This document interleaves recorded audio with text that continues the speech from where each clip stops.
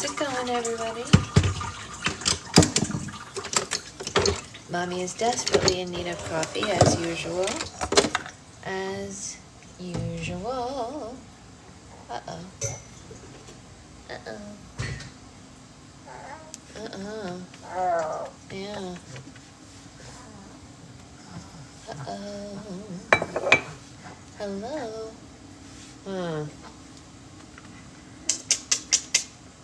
Well.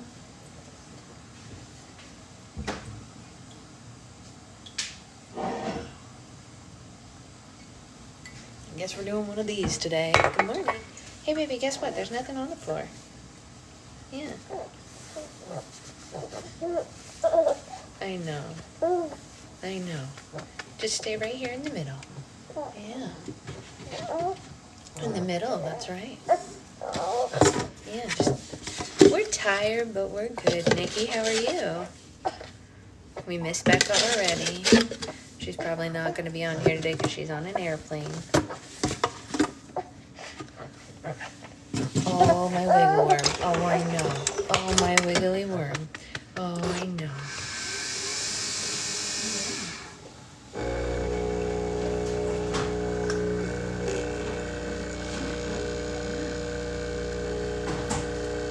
Yeah, my wiggle worm.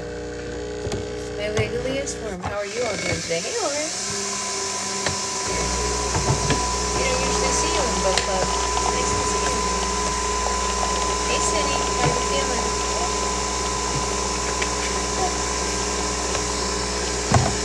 Yes, Mom.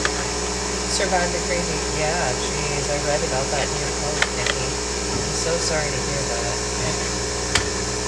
Okay, well, if you're never here, man, touch base here for you so that you can have a little push from Mom. Yeah? Yeah? Good morning. Good morning. Good morning. Good morning. We danced the whole night through. Good morning. Good morning.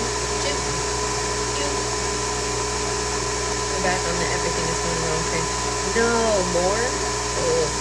Or just that you're feeling it again. Was it more? Hey, Naisa. Hi, bouncy, bouncy baby. Bouncy, bouncy baby. Bouncy, bouncy baby. Yeah, yeah, yeah. Bouncy, bouncy baby. Bouncy, bouncy baby. Bouncy, bouncy baby. Yeah, yeah, yeah. Yeah, yeah, yeah. Yeah, yeah, yeah. Ooh, ooh, ooh. Morning, April. Oh my gosh, no one told you?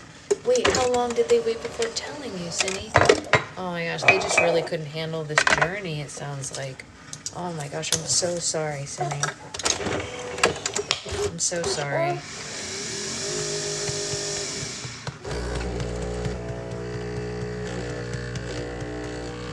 Hey, Claire.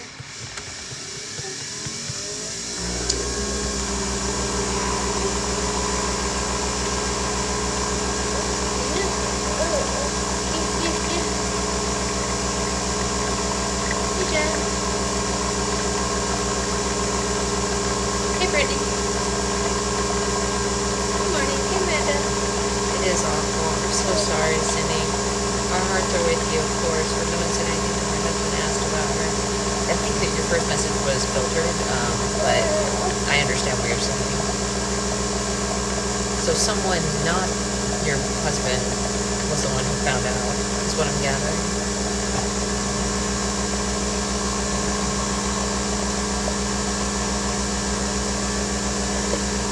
Morning, everybody. Morning, good morning.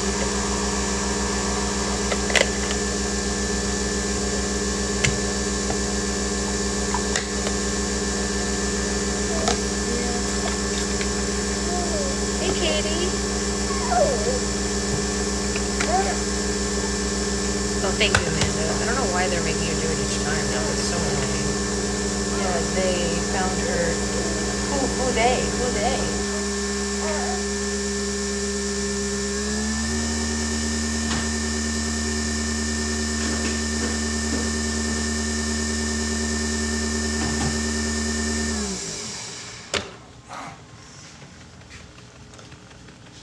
The others in your house. Oh, gosh. Hey, Mabel. Auntie Mabel's here, sweetheart. You want to say hi to Auntie Mabel? Say hi, Auntie Mabel. Say I love you so much. Baking the brioche. That sounds amazing. Oh, I wish I could eat brioche again one day. It's been a long time since I've had brioche. Yeah, it's been a long time. This time I'm not leaving without you. CP? Time for a nap, time for a nap, time for a nap, nap, nap, nap, nap. Time for a nap, time for a nap. Being home stay, can't say too much. We're going, oh, parades. Oh, jeez, okay. Jeez. That's unexpected. What are their parades for? Do we know? Oh, wiggly worm. Yeah. Wiggly, wiggly worm. Wiggly worm. Who's the wiggliest worm? Who's the wiggliest? Are you able to eat bread? Okay, some breads. So some breads have sugar in them, some don't. Like for example, most sourdough doesn't, most rye doesn't. So I can eat those. I'm gonna be honest, that's fair. That is totally fair, Naisa. So it just depends on the type of bread. And like I have made like my own Italian bread, and I can make it myself without sugar, so then I can eat that. But brioche has a ton of sugar in it. Like, yeah, I can have honey, definitely. Brioche has a metric ton of sugar in it, so I can't have that. But like other breads don't, you know. Like I said, sourdough is a win, rye is a win, because usually those do not. Why did you cut out sugar? Because I have PCOS and it's managed really well for me. I'm not a doctor, so don't take this, you know, as like medical advice, but it's managed very well. You want out? You want out?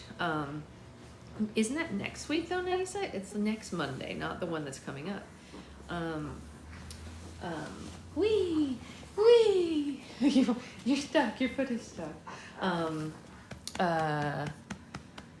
You're a bread fiend. Yeah, maybe. I don't know if it's possible to make brioche without sugar. Yeah, but my PCOS is managed very, very well by cutting out sugar, so I did. Wee! And not everyone's is managed well by it, so I'm not trying to say, yeah, I thought it was next weekend. I'm not trying to say that everyone should do that. I always get comments whenever I say that the people are like, that doesn't work for me, blah, blah, blah. I'm like, I know, it just works for me, you know. So I always tell people you can try it, you know, it can't hurt to try. I don't know. Whew, hot. I mean, here's the thing, everybody is different. Hey, Jamie, it definitely doesn't hurt to try though. That's the thing. Like, what's the worst case scenario if you try it? You know what I'm saying? Like, giving up sugar isn't one of those things like taking a medication to try, you know? Everyone's telling you there's a parade. Yeah, low sugar is probably good for everybody. Oh yeah, don't worry about it, Roxy. The truth is I don't really eat very much bread anyway, so don't stress yourself out about it or anything like that, Roxy. Yeah, diabetic, that's totally different, obviously. But like, yeah, if you have PCOS, the thing that they usually do is they try to give you like metformin, and that really, really did a number on me in a bad way. I know, right? And so as opposed to doing things like that, I always try to do natural things first if I can. Right? Right? Right? What do you think? What do you think, my sweet angel? Yeah? Okay. I have PCOS and yeah, metformin was a waste of time. Oh yeah, it's fake, Emily, but it is cool. I put it in because I haven't been able to get to the guy who does my hair, so I was like, well, I have to have something for color, otherwise I don't feel like me. I know, isn't that crazy? Isn't that crazy? What kind of crazy talk is that? What kind of crazy talk? Not feeling like my dad's kryptonite is TikTok shop. I remember that, Naisa. What is it this time? I finally figured out how to take it in a way that doesn't tear up my stomach. Mine didn't tear up my stomach, but it turned my hair white. So I was much younger than I am now when I took it, and I started getting white hair out of nowhere. And then when I stopped taking it, the white hair went away. And obviously my hair is going gray now, but I'm much older now, so it makes more sense. I want to share the bread. I'm in my alone stage. Well, I'm sure that there are people around who can eat brioche who would like to eat brioche. I'm not one of those people, but I'm sure there are plenty of them. You know, I don't know a lot of people who turn down brioche unless they can't eat it like me. It's so strange metformin is supposed to have some anti-aging. Really? I didn't know that, Claire. I did not know that. But my hair, within like 2 weeks of taking it, I started growing little white hairs everywhere, and then it went away. They do. They insist on giving everyone metformin. It's very strange. And it doesn't work for everyone. And it does work really well for some people. Good morning, Candace. Yeah. So metformin works for the people it works for. It's great. And for the people it doesn't work for, it's pointless, is what I've learned. So I don't know. He got 2 shorts. What is he doing, Naisa? Tell him no mas. I've been on it for years, so I'll admit I haven't taken it since we moved. Yeah, but if it didn't do anything before that, what's the point, in my opinion? But I'm not your doctor, so don't listen to me. Okay, bless you. Shall we keep going? Should we keep reading? Do you want a toy before we start? Should mommy get you a toy? Or a book of your own? Do you want your dragon book? Should we show them your dragon book? Wow, such dragons. Oh, for $20. It's got, you know, dragons and castles and all sorts of fun stuff. You read this one, and mommy will read Hunger Games. I think we only have 3 chapters left, Avery, which means that if we don't finish it today, we'll finish and start the next one. We have 24, we're on chapter 24 today, and there are 27 chapters. So yeah, on Monday, we'll finish this book probably and start the next one, which I haven't gotten yet because we went to the library yesterday and they didn't have it, so I might have to go to the bookstore, or I can get it. I guess I could get the Kindle version, but I think maybe I'd like to just buy a hard copy of it to match the rest of my books. I don't know. So he is their target market big time. Caramel rolls. Okay, all right, shall we read? We're gonna read chapter 24 now, guys. If this is your first time through this, I need to warn you to brace yourselves, because I know what's coming, because I remember the first time I read this. Get ready, like hold on to your stomach, not because it's gross, but because there's a lot coming, like emotionally. So yeah, here we but like, anyway, I don't want to give any spoilers, so just you know, steel yourself. You know what I mean? Just like, yeah, we all might, Jen. We all might cry today. So let's just, everybody just like take a deep breath moment. We're going to be okay. We're going to get through this together. It's fine. This is what we do. It's good. It's cathartic, right? Okay. Are you ready? Chapter 24. A chill runs through me. Am I really that cold and calculating? Gail didn't say, Katniss, pick whoever will break your heart to give up, or whoever she can't live without. Those would have implied that I was motivated by some kind of passion, but my best friend predicts that I will choose the person that I can't survive without. There's not the least indication that love or desire or even compatibility will sway me. I'll just conduct an unfeeling assessment of what my potential mate can offer me, as if it will be the question of whether a baker or a hunter will extend the longevity of me the most. It's a horrible thing for Gail to say, and for Peeta not to refute, especially when every emotion that I have has been taken and exploited by the Capitol or by the rebels. At the moment, the choice would be simple. I can survive just fine without either of them. In the morning, I have no time or energy to nurse my wounded feelings. During a pre-dawn breakfast of liver pate and fig cookies, we gather around Tigress's television for one of Beatty's break-ins. There's been a new development in the war. Apparently, inspired by the Black Wave, some enterprising rebel commander came up with the idea of confiscating people's abandoned automobiles and sending them unmanned down the streets. That sounds like the driverless cars we have in our neighborhood, and I hate them. The cars don't trigger every pod, but they certainly can get a majority. At around 4 in the morning, the rebels began carving 3 separate paths, simply referred to as A, B, and C lines, to block the Capitol's heart. As a result, they've secured block after block with very few casualties. Well, this can't last, says Gail. I'm just surprised that they've kept it going this long. The Capitol will adjust by deactivating specific pods and then manually triggering them when their targets come within range. Almost within minutes of his prediction, we see this very thing happening on the screen. Yeah, get your emotional support water bottle, your slushie, your breakfast, or whatever. I don't know when they're going to spread, Brittany, but I hope they don't. A squad sends a car down a block, setting off 4 pods. All seems well. 3 scouts follow and make it safely to the end of the street.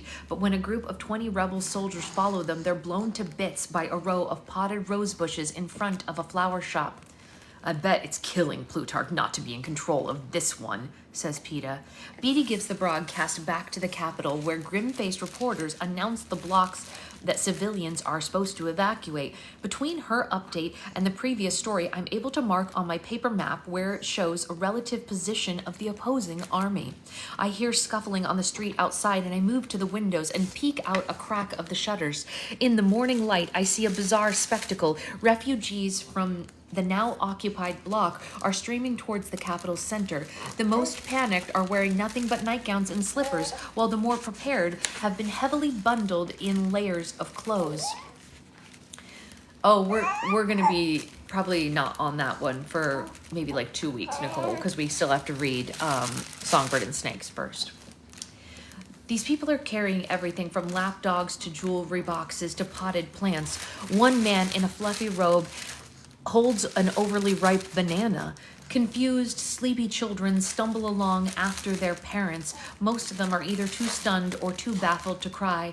Bits of them flash in my line of vision: a pair of wide brown eyes, an arm clutching a favorite doll, a pair of bare feet, bluish in the cold, catching uneven pavement of the stones in the alley. Seeing them reminds me of the children of 12 who died fleeing the firebombs, and I leave the window. Tigress offers to be our spy for the day, since she's the only one of us without a bounty on her head. After securing us downstairs, she goes out into the Capitol to pick up any helpful information. Down in the cellar, I pace back and forth, driving the others crazy, and something tells me that not taking advantage of the flood of refugees is a mistake. What better cover could we have? On the other hand, every displaced person milling about on the streets is another pair of eyes looking for 5 rebels on the loose. And then again, what do we have to gain by staying here? All we're doing is depleting our small cachet of food and waiting for what? The rebels to take the Capitol? It could be weeks before that happens, and I'm not sure what I'll do if they did. Not run out and greet them, that's for sure. Coin would have whisked us back to 13 before I could say nightlock, nightlock, nightlock. I did not come all this way, lose all these people to turn myself over to that woman. I kill Snow. Besides, there would be an awful lot of things that I couldn't explain easily about the last few days. Several of which if they came to light, would probably blow my deal for the victor's immunity right out of the water. And forget about me. I've got a feeling that some of the others are going to need it, like PETA, who, no matter how you spin it, can be seen on tape tossing Mitchell into that pod. I can't imagine what Coin's War Tribune will do for that. By late afternoon, we're beginning to get uneasy about Tigress's long absence. Talk turns to the possibility that she's been apprehended or arrested or turned us in voluntarily or simply just been injured in the wave of refugees. Oh, what's that about? What's that about? Take it. You can take it. Come on, take it. There you go. But around 6 o'clock, we hear her return. There's some shuffling around upstairs, and then she opens the panel. Oh. You have something to say? What do you have to say?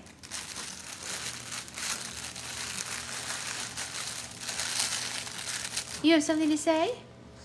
Go ahead. Tell us what you have to say.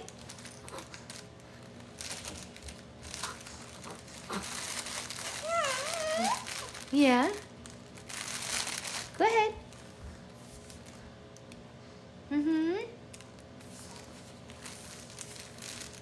There's some shuffling around upstairs, and she opens up the panel, and the wonderful smell of frying meats fills the air. Tigress has prepared us a hash of chopped ham and potatoes. It's the first hot food that we've had in days, and I wait for her to fill my plate. I'm in danger of actually drooling. You know what that's like, don't you? Actually drooling. You're familiar with the concept? Are you familiar with the concept? Yeah, a little bit. Hey, Amber, how's the power and everything? Did you guys get power back officially? Okay, do you want to go play with Dada? I think somebody wants to go play with Dada. Would you rather play with Dada than sit with us right now? You don't seem sleepy at all. You have some power? I guess that's better than no power. Okay, Mommy will take you to play with Dada. Mommy will take you to play with Dada. Hold on. Yeah, Dada's awake. You want to play? You want playtime? Hi. Who's my best girl? Who's my best girl? I'll be right back.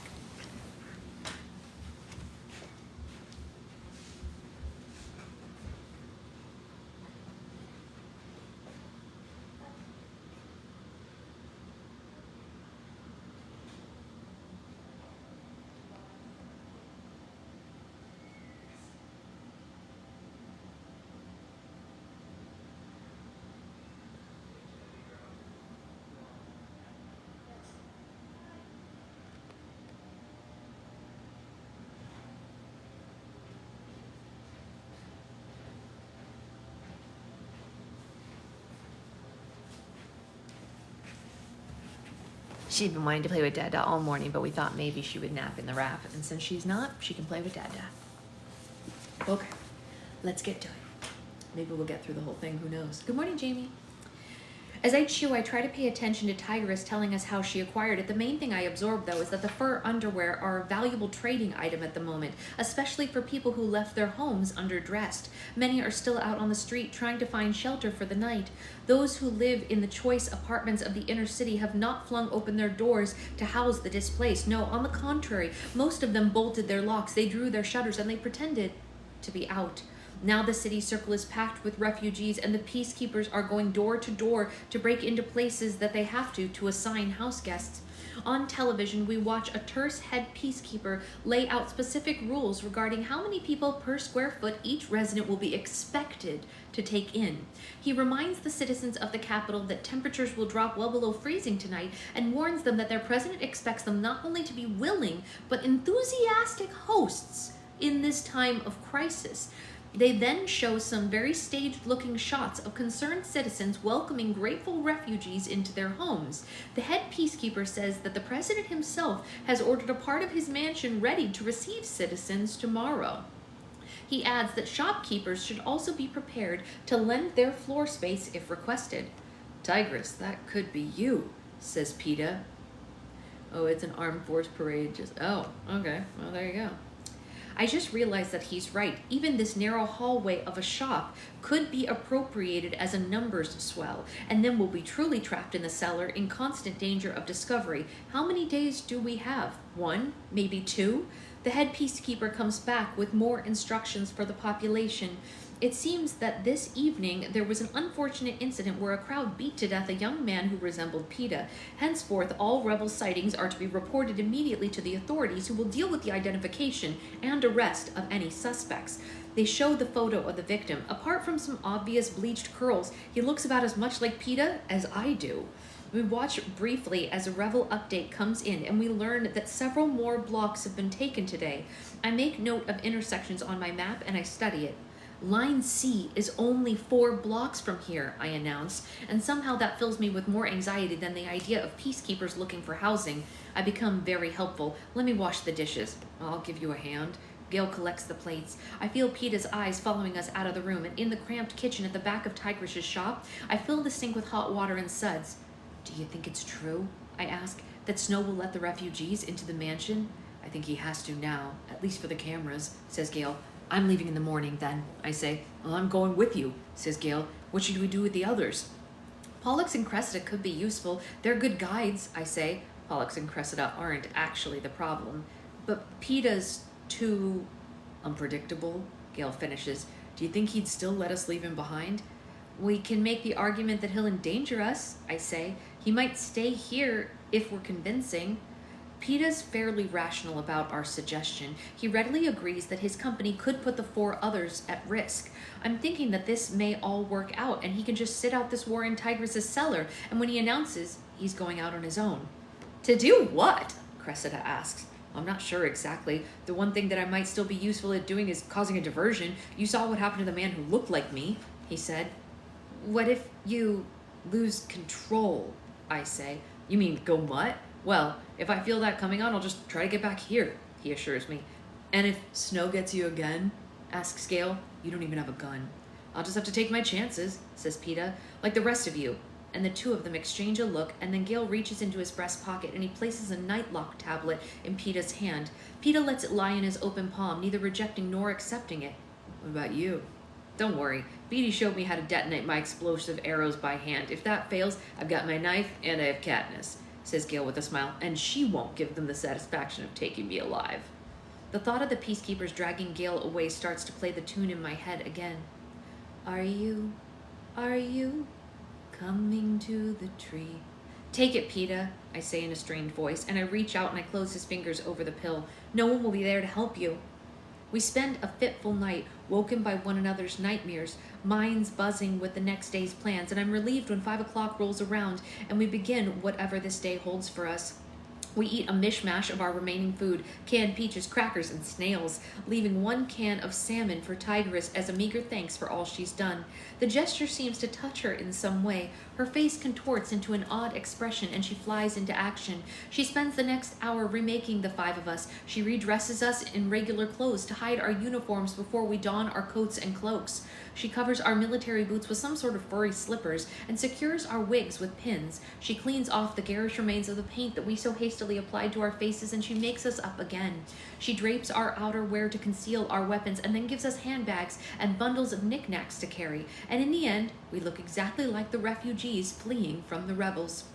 Never underestimate the power of a brilliant stylist, says Peta. It's hard to tell, but I think Tigress might actually blush under her stripes. There are no helpful updates on the television, but the alley seems thick with refugees as the previous morning.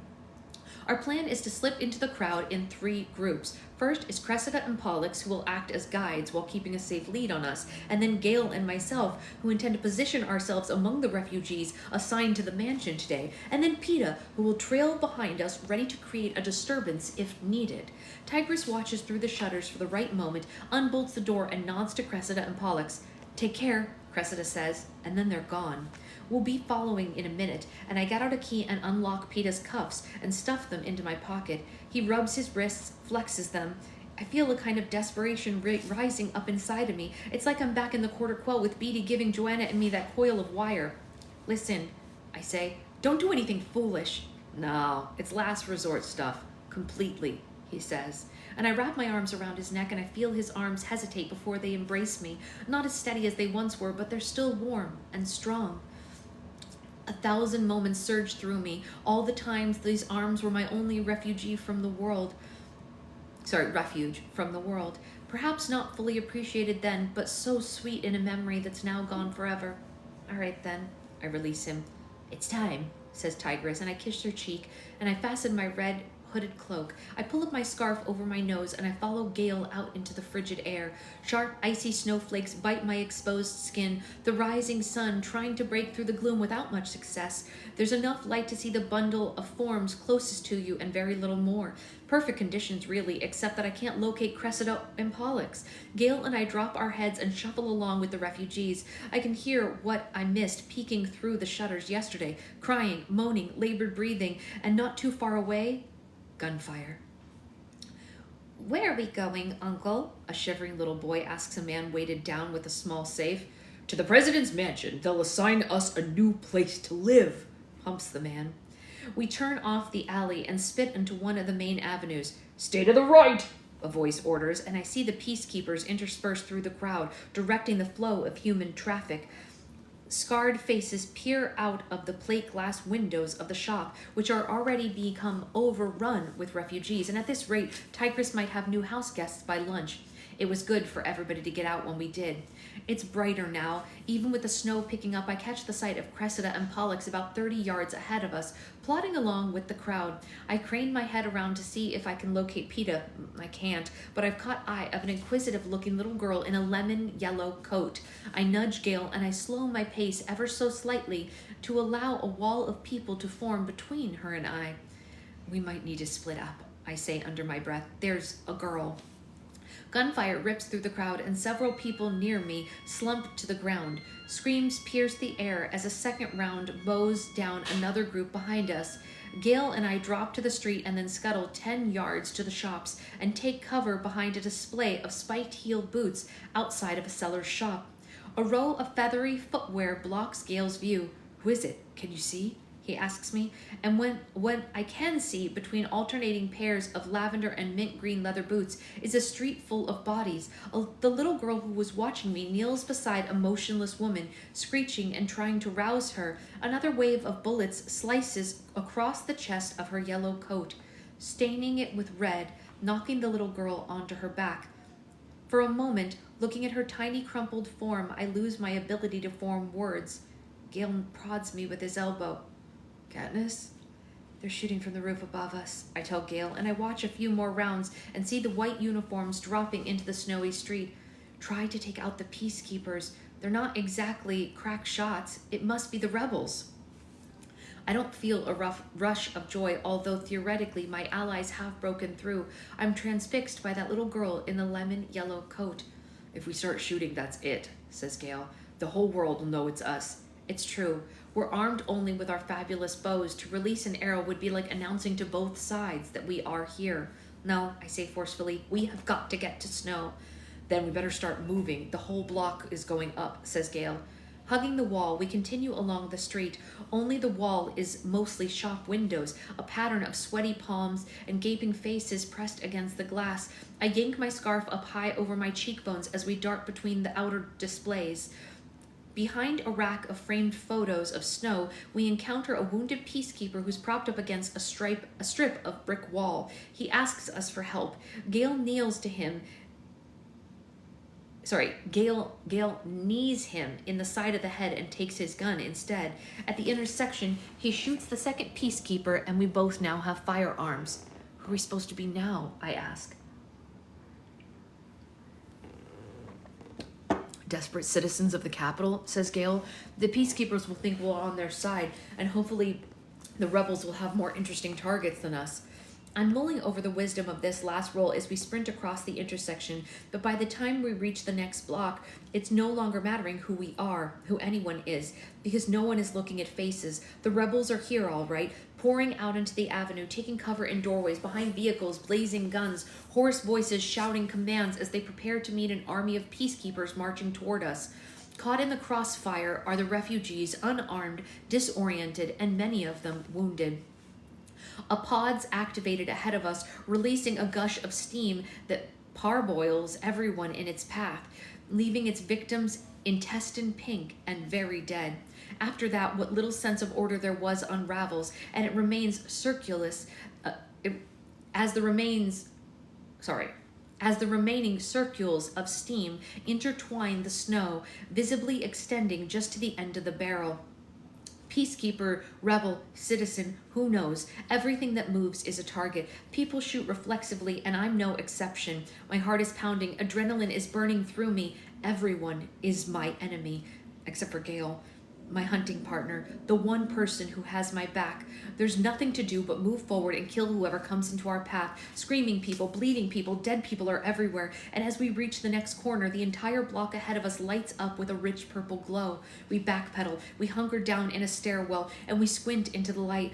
Something is happening to those illuminated by it. They're assaulted by what? A sound? A wave? A laser? Weapons fall from their hands, fingers clutching their faces as a blood sprays from all the visible orifices, eyes, nose, mouths, ears. In less than a minute, everyone is dead, and the glow vanishes, and I grit my teeth and I run, leaping over the bodies, feet slipping in the gore. The wind whips the snow into blinding swirls, but doesn't block out the sound of another wave of boots headed our way. "Get down!" I hiss to Gale, and we drop where we are. My face lands in a still, warm pool of someone else's blood, but I play dead, and I remain motionless as the boots march over us. Some avoid the bodies, others grind into my hand, my back, kick my head as the boots recede. I open my eyes and I nod to Gale. On the next block, we encounter more terrified refugees, but also soldiers. Just when we seem like we might have caught a break, there's a crackling sound, like an egg hitting the side of a bowl, but it's magnified 1,000 times, and we stop and we look around for the pod, but there's nothing. And then I feel the tips of my boots beginning to tilt ever so slightly. Run! I cry to Gale, but there's no time to explain. In a few minutes, the nature of the pod becomes clear to everyone. A seam has opened up down the center of the block. 2 sides of the tiled street are folding in like flaps, slowly emptying the people into whatever lies beneath. I'm torn between making a beeline for the next intersection and trying to get to the doors that line the street, my breakaway into a building. As a result, I end up moving in a slight diagonal. As the flap continues to drop, I find my feet are scrambling harder and harder to find purchase on the slippery tiles, like running along the sides of an icy hill that get steeper with every step. But both of my designations, the intersection and the buildings, are a few feet away, and I feel the flap going. There's nothing to do but use my last seconds of connection to the tiles to push for the intersection. As my hands latch onto the sides, I realize that the flaps have swung straight down. My feet are dangling in the air, no foothold anywhere. From 50 feet below, the vile stench hits my nose like a rotted corpse in the summer heat. Black forms crawl around the shadows, silencing whoever fails survival. A strangled cry comes from my throat. No one is coming to help me. I lose my grip on the icy ledge when I see that I'm only about 6 feet from the corner of the pod. I inch my hands along the edge, trying to block out the terrifying sounds from below. When my hands straddle the corner, I swing my right boot up over the side and it catches on something, and I painstakingly drag myself up over onto street level. Panting, trembling, I crawl out and I wrap my arm around the lamp post for an anchor, although the ground is perfectly flat. Gale? I call into the abyss, heedless of being recognized. Gale! Over here. I look in bewilderment to my left. The flap has held up everything to the very base of the building. A dozen or so people made it that far, now hanging from whatever provides a handhold, doorknobs, knockers, mail slots. 3 doors down from me, Gale clings to the decorative iron grating around an apartment door. He could easily get inside if it was open, but despite repeated kicks to the door, no one comes to his aid. Cover yourself! I lift my gun and he turns away, and I drill the lock until the door flies inward. Gale swings into the doorway, landing in a heap on the floor. For a moment, I experience the elation of his rescue, and then a white-gloved hand clamps down on him. Gale meets my eyes, mouths something on me, but I can't make it out. I don't know what to do. I can't leave him, but I can't catch him either. His lips move again. I shake my head to indicate my confusion. At any minute, they'll realize who they've captured. The peacekeepers are hauling him inside now. Go! I hear him yell. I turn and I run away from the pod, all alone now. Gale, a prisoner. Cressida and Pollux could be dead 10 times over. And Peta? I haven't laid eyes on him since we left Tigris's. I hold on to the idea that he may have gone back. I felt an attack coming and I retreated into the cellar. Maybe he did while he still had control. I realized there was no need for a diversion when the capital had provided so many on their own. There was no need for him to be bait. He didn't have to take the nightlock. The nightlock! Gale doesn't have any nightlock. And as for talk of detonating his arrows by hand, he'll never even get the chance. The first thing the peacekeepers will do will strip him of his weapons. I fall into the doorway, tears still stinging my eyes. Shoot me. That's what he was mouthing. I was supposed to shoot him. That was my job. That was our unspoken promise, all of us to one another. And I didn't do it. And now the capital will kill him, or torture him, or hijack him, or... The cracks begin to open inside me, threatening to break me into pieces. I have only one hope, that the capital fails, lays down its arms, and gives up its prisoners before they hurt Gale. But I can't see that happening while Snow is still alive. A pair of peacekeepers runs by, barely glancing at the whimpering capital girl huddled in the doorway. I choke down my tears, wipe the existing ones off of my face before they can freeze, and I pull myself back together. Okay, I'm still an anonymous refugee, or did the peacekeepers who caught Gale get a glimpse of me as I fled? I remove my cloak and I turn it inside out, letting the black lining show instead of the red exterior. I arrange the hood so that it conceals my face. Grasping my gun close to my chest, I surveyed the block. There's only a handful of dazed-looking stragglers. I trail close behind a pair of old men who take no notice of me. No one will expect me to be with old men. When we reach the end of the next intersection, they stop, and I almost bump into them. It's the city circle, across a wide expanse, ringed by a grand building. It sits the president's mansion. The circle's full of people milling around, wailing, or just sitting and letting the snow pile up around them. I fit right in. I begin to weave my way across to the mansion, tripping over the abandoned treasures, the snow-frosted limbs. About halfway there, I become aware of the concrete barricade. It's about 4 feet high, and it extends in a large rectangle in front of the mansion. You would think that it would be empty, but it's packed with refugees. Maybe this is the group that's been chosen to shelter at the mansion. But as I draw closer, I notice something. Everyone inside the barricade is a child, toddler to teenagers, scared and frostbitten, huddled in groups or rocking numbly on the ground. They aren't being led into the mansion. They're being penned in, guarded on all sides by peacekeepers. I know immediately that this is not for protection. If the Capitol wanted to safeguard them, there would be a bunker somewhere. This is for Snow's protection. The children form his human shield. There's a commotion, and the crowd surges to the left. I'm caught up by larger bodies, borne sideways, carried off by course. I hear shouts, "The rebels, the rebels!" and I know they must have broken through. The momentum slams me into a flagpole, and I cling to it, using the rope that hangs from the top. I pull myself up out of the crushed bodies. Yes, I can see the rebel army pouring into the circle, driving the refugees back by the avenues. I scan the area for pods that will surely be detonating, but that doesn't happen. This is what happens. A hovercraft marked with the Capitol seal materializes directly over the barricade of children. Scores of silver parachutes rain down on them. Even in this chaos, the children know what the parachutes contain. Food, medicine, gifts. They eagerly scoop them up, frozen fingers struggling with the strings. The hovercrafts vanish.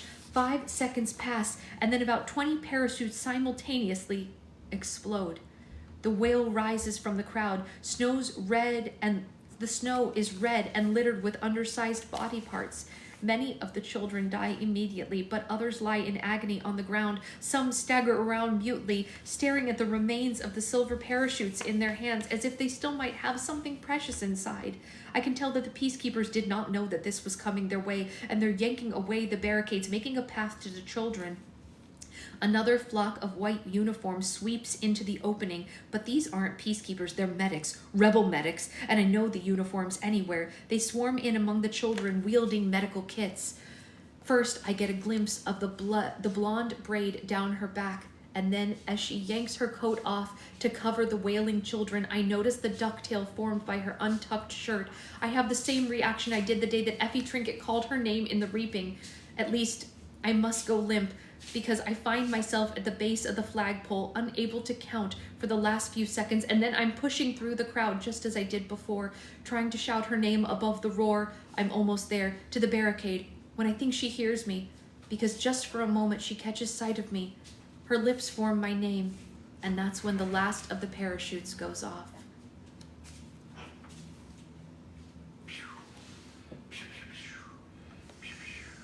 Hi, baby. Oh. Real or not real, I am on fire. The balls of flames that erupted from the parachutes shot over the barricades through the snowy air and landed in the crowd. I was just turning one way when one ran up its tongue and it caught the back of my body and transformed me into something new, a creature as unquenchable as the sun. A fire mutt only knows a single sensation, agony. No sight, no sound, no fleeing except the unrelenting burning of flesh. Perhaps there are periods of unconsciousness, but what could it matter if I can't find refuge in them? I am Cinna's bird, ignited, flying frantically to escape something inescapable. The feathers of flame that grow from my body beating my wings only fan the blaze. I consume myself, but to no end.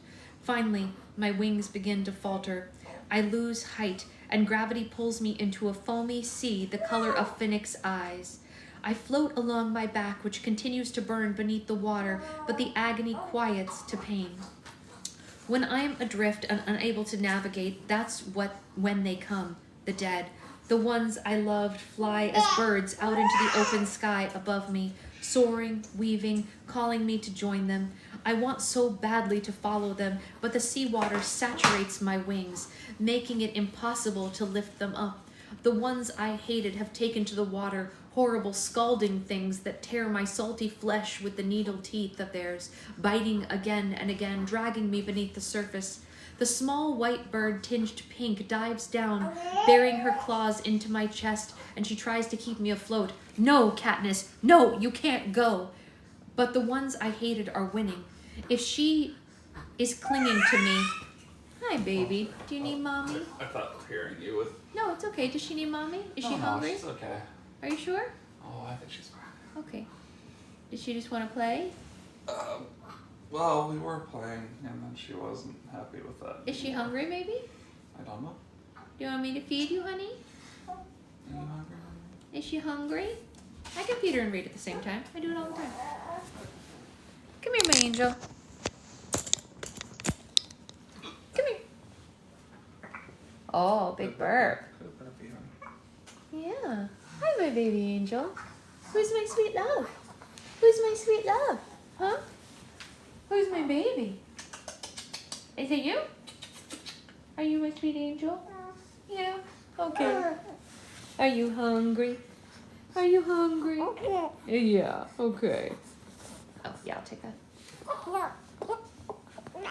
Oh, honey, you're okay. You're okay. Oh, no, I'm getting it too slow. Mommy's too slow. Is Mommy too slow? Honey. Honey, it's right here.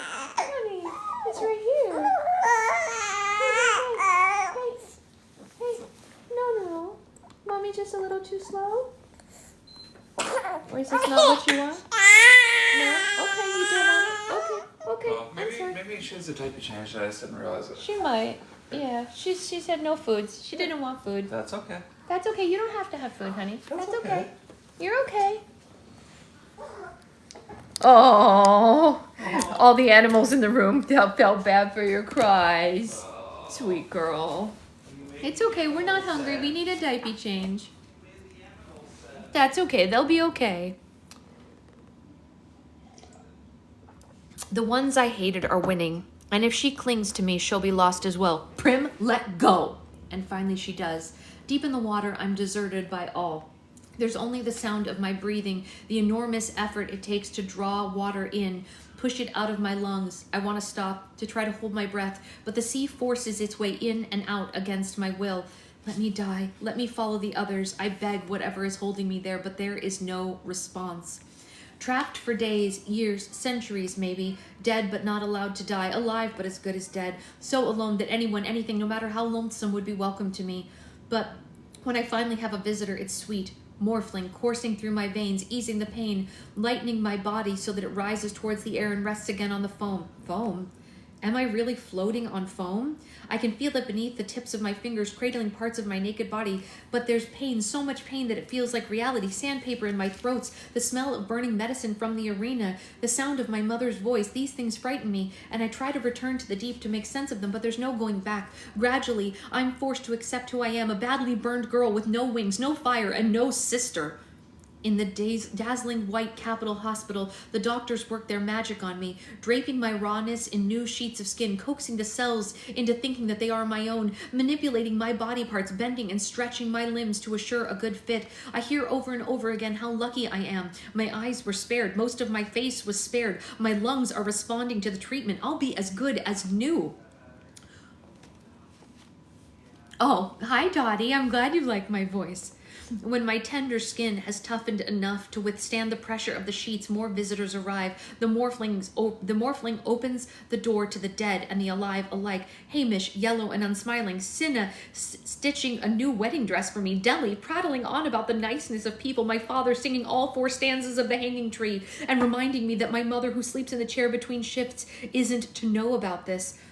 One day I awake to expectations and to know that I will not be allowed to live in my dreamland. I must take food by mouth. I must move my own muscles, must make my way to the bathroom, and a brief appearance by President Coin clinches it. Don't worry, she says. I saved him for you. The doctor's puzzlement grows over why I am unable to speak. Many tests are done, and there's damage done to my vocal cords, but that doesn't account for it. Finally, Dr. Aurelius, the head doctor, comes up with a theory that I've become mental rather than physical avox, that my silence has been brought on by emotional trauma. Although he's presented it with 100 proposed remedies, he then tells them to leave me alone so that I don't ask about anyone or anything. But people bring me to a steady stream of information. On the war, the Capitol fell the day the parachutes went off. President Coyne leads Panem now, and troops have been sent out to put down the small remaining pockets of the Capitol's resistance. On President Snow, he's being held prisoner, awaiting trial, a most certain execution. And on my assassination team, Cressida and Pollux have been sent out into the districts to cover the wreckage of the war. Gale, who took 2 bullets in an escape attempt, is mopping up the peacekeepers in 2. PETA... Oh, really? Should matter. What? Should matter. She's just enjoying the book. Oh, okay. Hi, honey. Hi, sweetheart. Should mad? She doesn't look mad. She just looks like she wants to talk. Oh, okay, good. Oh, then that works. Hi, sweetheart. That's her new sound right now. This is she's learned this sound and she really likes this sound. Oh, that's exciting. It's a fitting backdrop for the end of the war. Oh no, she doesn't look happy now. Oh, okay. No. Okay, let's see. We don't want to read that book. Got it. Hi. On President Snow, he's being held prisoner, awaiting trial and certain Oh wait, I already read that. Sorry. PETA's still in the burn unit. He made it to the city circle after all. And on my family, my mother is burying her grief in her work. Oh, honey. She might want only to be standing. I was doing book club standing yesterday because she didn't want to be sitting. We can stand. Do you want me to hold her? No, I got her. Okay. She might just want to pace or something. That's okay.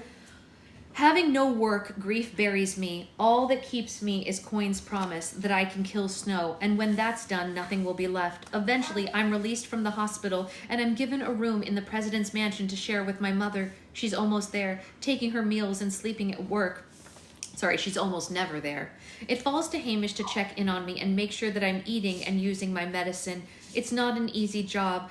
I hold to my habits from District 13, wandering unauthorized through the mansion, into bedrooms and offices and ballrooms and baths, seeking strange little hidden spaces, a closet of furs, a cabinet of the library, a long-forgotten bathtub in a room of discarded furniture. My places are dim and quiet and impossible to find. I curl up and I make myself smaller, trying to disappear entirely. I'm wrapped in silence. I slide my bracelet that reads mentally disoriented around and around on my wrist. My name is Katniss Everdeen. I'm 17 years old. My home is District 12. There is no District 12. I am the Mockingjay. I brought down the Capitol. President Snow hates me. He killed my sister. Now I will kill him, and then the Hunger Games will be over. Periodically, I find myself back in my room, unsure of whether I was driven by a need for morphling or if Hamish fettered me out. I eat the food, I take the medicine, I'm required to bathe. It's not water that I mind, but the mirror that reflects my naked fire-mutt body, the skin grafts that still retain the newborn baby pinkness on me. The skin is deemed damaged but salvageable. It looks red, hot, and melted in places. Patches of my former self gleam white and pale. I'm like a bizarre patchwork quilt of skin. Parts of my hair were singed off completely. The rest has been chopped off at odd lengths. Katniss Everdeen, the girl who was on fire.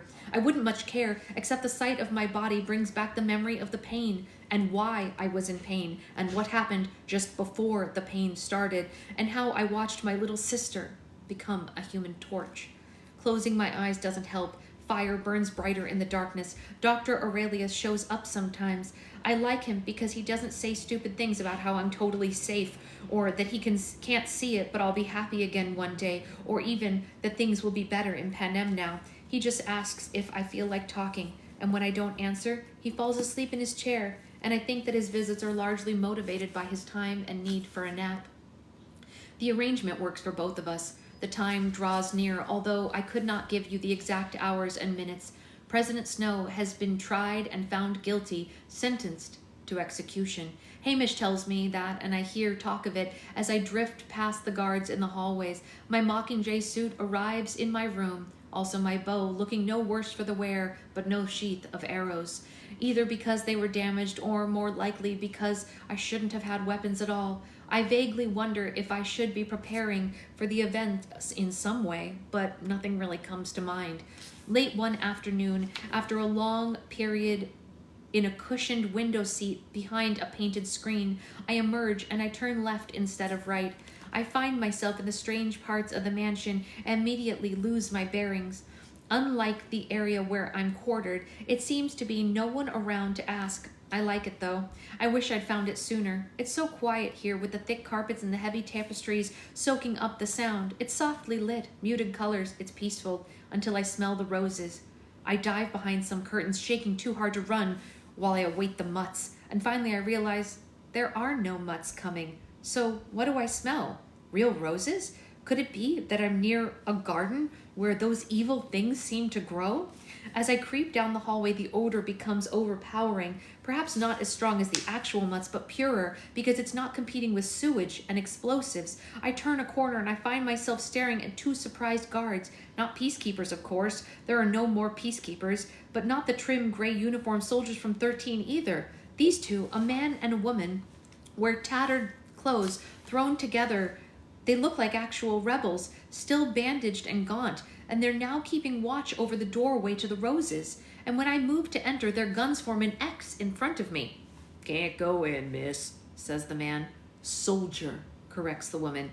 "Can't go in, Soldier Everdeen. President's orders."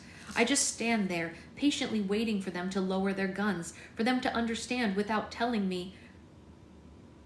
my telling them that behind those doors is something that I need. Just a rose, a single bloom, to place in Snow's lapel before I shoot him.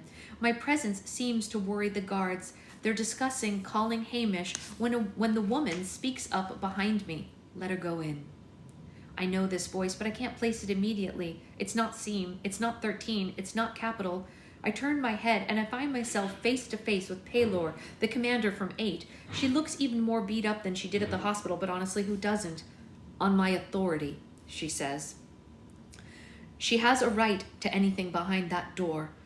These are her soldiers, not coins. They drop their weapons without question and they let me pass. At the end of a short hallway, I push apart the glass doors and I step inside, and by now the smell is so strong that it begins to flatten out as if there's no more that my nose can take to absorb. The damp, mild air feels good on my hot skin, and the roses here are glorious. Row after row of sumptuous blooms, luscious pink, sunset orange, and even a pale blue. I wander through the aisles of carefully pruned plants, looking but not touching, because I have learned the hard way that these beauties can be deadly. I know when I find it, the crowning at the top of a slender bush. A magnificent white bud that's just beginning to open.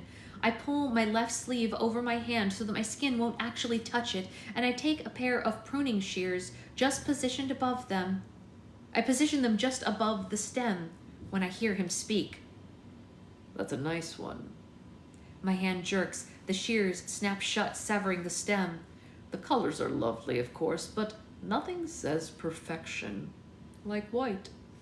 I still can't see him, but his voice seems to rise up from an adjacent bed of roses, delicately pinching the stem of the bud through the fabric of my sleeve. I move slowly around the corner, and I find him sitting on a stool against a wall. He's as well-groomed and finely dressed as ever, but weighted down with manacles, ankle shackles, tracking devices. In the bright light, his skin is pale. It's a sickly green. He holds a white handkerchief spotted with fresh blood. Even his deteriorated state, his snake eyes shine bright and cold. "I was hoping you would find your way to my quarters." His quarters. I've trespassed into his home, the way he slithered into mine last year, hissing threats with his bloody, rosy breath. This greenhouse is one of his rooms, perhaps his favorite. Perhaps in better times it was tending to the plants himself, but now it's part of his prison, and that's why the guards halted me, and that's why Paylor let me in. I'd suppose that he would be secured in the deepest dungeon the capital had to offer, not cradled off in luxury, and yet Coin left him here. To set a precedent, I guess, so that if in the future, she ever fell from grace, it would be understood that presidents, even the most despicable presidents, get special treatment. I'm going to read that again. I'm going to read that line again. Let this sink in for a second. And yet Coin left him here to set a precedent, I guess, so that if in the future she ever fell from grace, it would be understood that presidents, even the most despicable, get special treatment. Who knows, after all, when her own power might fail? There are so many things we should discuss, but I have a feeling that your visit will be brief. So, first things first. He begins to cough, and when he removes the handkerchief from his mouth, it's redder. I wanted to tell you how very sorry I am about your sister. Even in my deadened, drudged condition, this sends a stab of pain through me, reminding me that there are no limits to his cruelty and how he will go to his grave trying to destroy me. So wasteful, so unnecessary. Anyone could see the game was over by that point. In fact, I was just about to issue... So wasteful, so unnecessary. Anyone could see that the game was over by that point. In fact, I was just about to issue an official surrender when they released those parachutes. His eyes are glued on me, unblinking, so as not to miss any second of my reaction. But what he said makes no sense. When they released the parachutes? Well, you really didn't think I gave the order, did you? Forget about the more obvious fact that I had a working hovercraft at my disposal, that I'd been using it to make an escape. But aside from that, what purpose could it have served? We both know that I'm not above killing children, but I'm not wasteful. I take life for very specific reasons. There was no reason for me to destroy a pen full of capital children, none at all. I wonder if the next fit of coughing is staged so that I can have time to absorb his words. He's lying, of course he's lying, but there's something struggling to free itself from the lie as well. However, I must concede that it was a masterful move on Coin's part. The idea that I was bombing our own helpless children instead of instantly snapping whatever frail alliance my people had felt to me. There was no real resistance after that. Did you know that it aired live? You can see Plutarch's hand there and in the parachutes. Well, it's the sort of thing that you look for in a head game maker, isn't it? Snow dabs at the corner of his mouth. I'm sure he wasn't gunning for your sister, but these things do happen. I'm not with Snow. I'm in special weaponry back in 13 with Gale and Beatty. I'm looking at the designs based on Gale's traps that played on human sympathies. The first bomb killed its victims, the second, the rescuers, remembering Gale's words. Beatty and I have been following the same rulebook that President Snow used when he hijacked PETA. My failure, says Snow, was being too slow to grasp Coin's plan, to let the capital and districts destroy one another, and then step in to take power within 13 when it was barely scratched. Make no mistake, she was intending to take my place right from the beginning. I shouldn't be surprised. After all, it was 13 that started the rebellion that led to the Dark Days and then abandoned the rest of the districts when the tides turned against it. But I wasn't watching Coin, no, I was watching you, Mockingjay, and you were watching me. I'm afraid we have both been played for fools. I refuse for this to be true. Some things I can't even survive. I utter my first words since my sister's death. I don't believe you. Snow just shakes his head in mock disappointment. Oh, Miss Everdeen, I thought we had agreed not to lie to one another.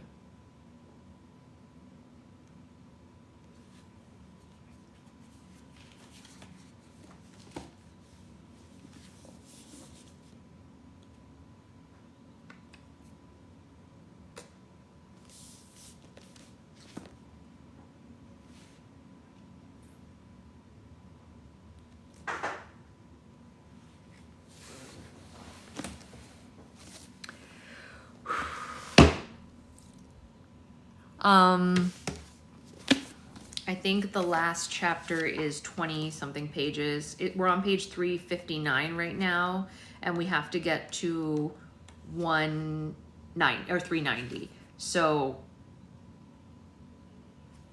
we have 30 pages left. So yeah, it's kind of long. So we'll do that one on Monday. And what time is it? Yeah, I have to go, unfortunately, because we have my nephew's birthday party today. But we will read that. I promise to get the next book before Monday, so we can start, like, if there's a prologue or the first chapter on that. It was a really hard chapter, but a really good chapter. For anyone who hasn't read the books, try to be here on Monday, because you're not going to want to miss this ending. I promise you, you do not want to miss this ending. It's a banging ending. It's banging. It's a really, really good one. So there will be no Slime Live today because we have my nephew's birthday party unless we get back early. The next book is the next book in the series, Jamie. It's called The Ballad of Songbirds and Snakes. And in case anyone doesn't know, it is a prologue. It's the first in the timeline. It's the fourth in the series, but it takes place earliest amongst all these books. So we're going back in time after this. You're going to Beetlejuice tonight? Oh my gosh, Liz, it's so good. I'm so excited for you. Are you dressing up? So we're reading Ballad of Songbirds and Snakes, and then we'll read Sunrise on the Reaping, and then we'll go on to other things. Yeah, we're going to my nephew's birthday party and all that, and then I'll probably pack orders tonight. There are 2 more books, Nikki, 2 more books. All right, so I'm gonna go check on that sweet baby and see if she needs to eat. Then I'm gonna run to the farmer's market, because at the farmer's market there is a stand that sells gluten-free cookies, which is really important because my nephew, whose birthday it is gluten-free, and I want to bring him something that is exciting. Ooh, Hades, that's pretty exciting. I want to bring him something delicious for his birthday, and since he can't usually have like rainbow sprinkle cookies, it's really exciting for him to be able to have the ones from the farmer's market. So I'm gonna go get that for him, and I'll see you all either later tonight or Monday morning. All right, bye guys.